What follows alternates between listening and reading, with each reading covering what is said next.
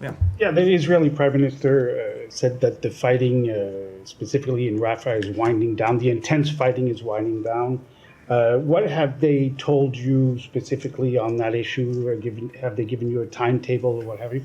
And what is your assessment of what that means exactly, that it's winding down according to Israel, and with the risk playing up north?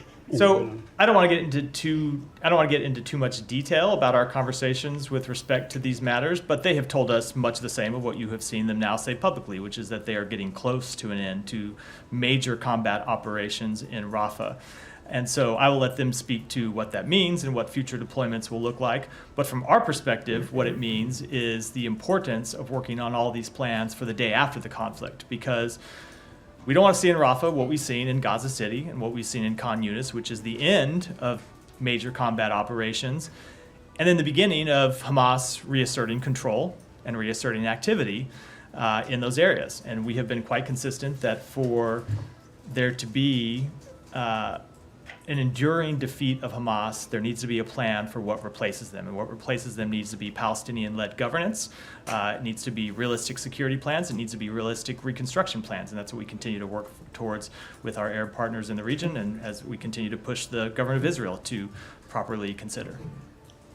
Thank you. The Prime Minister of Israel also said over the weekend, or claimed that the U.S. That Israel has seen a dramatic decrease in U.S. munitions to Israel.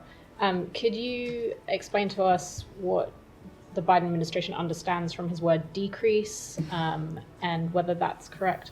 I don't understand what that comment meant at all, in the same way that I didn't understand the comments that we discussed last week when we heard them make similar claims.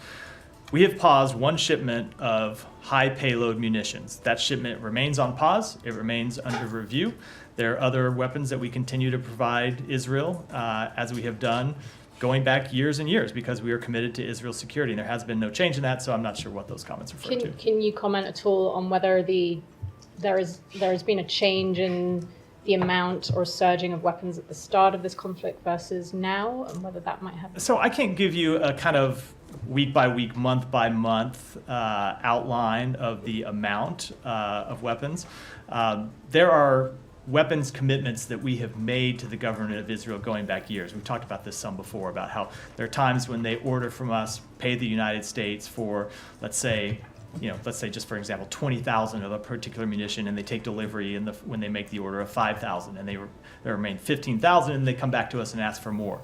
Obviously, they were making intense requests at the beginning of the conflict, and we were fulfilling those requests. They continue to make requests, and we continue to fulfill those requests. So I can't tell you whether they are lower today than they were in October. It may be either because they have requested less or they've run up against headroom. I can't give you that kind of sort of graphic description, but overall, the programs have not changed. We continue to meet the requests that they have made to us. We continue to meet our statutory obligation to ensure that Israel remains a qualitative military edge over other countries in the region, and that will continue to be our policy because our commitment to Israel's security is ironclad. Just one other one briefly. In a very early answer to the Middle East questions, you talked about Israel's qualitative military edge and how you're...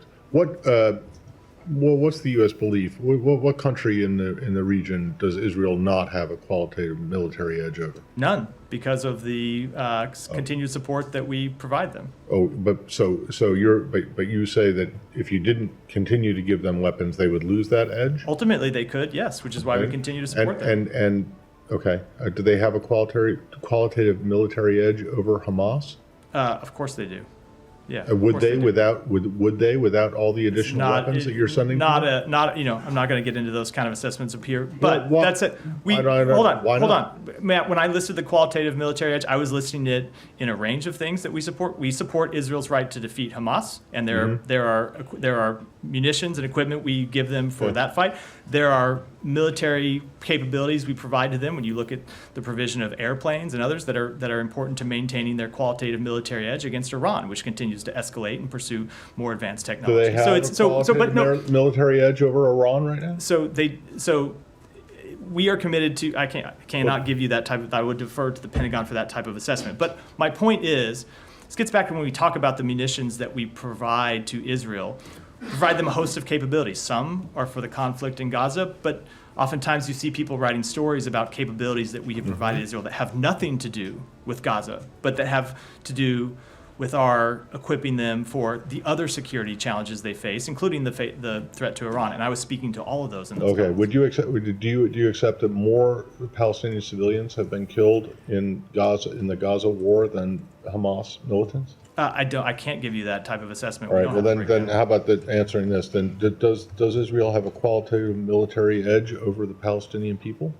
Non-Hamas? The Palestinian, when you look at qualitative military edge, you're looking at militaries, and there is no Palestinian military.